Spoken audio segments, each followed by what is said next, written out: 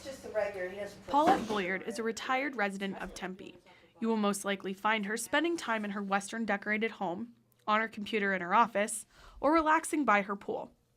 Paulette's name probably doesn't sound familiar now, but back in the 80s and 90s, her name was right on your doorstep. I actually started writing for money.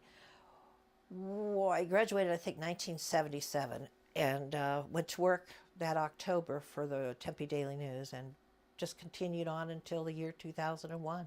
Paulette was a journalist for the Valley for many years and worked for several different news organizations, including Tempe Daily News, Arizona Republic, the Phoenix Gazette, and many others. Her husband not only was very supportive of her career, but was able to explain the qualities of her personality as a journalist.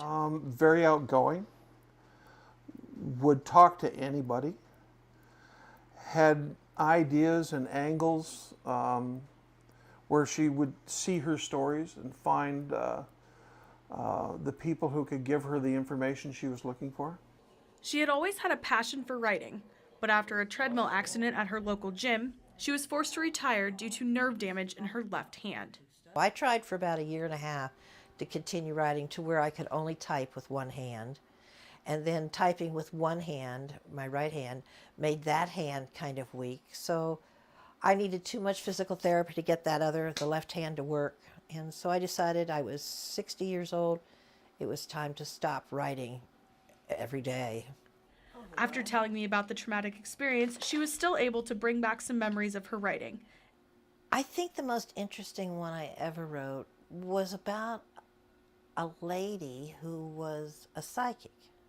And the weird thing about it was every time I started to ask her a question, being a psychic, she answered the question before I asked it. Finally, I had to tell her to stop it.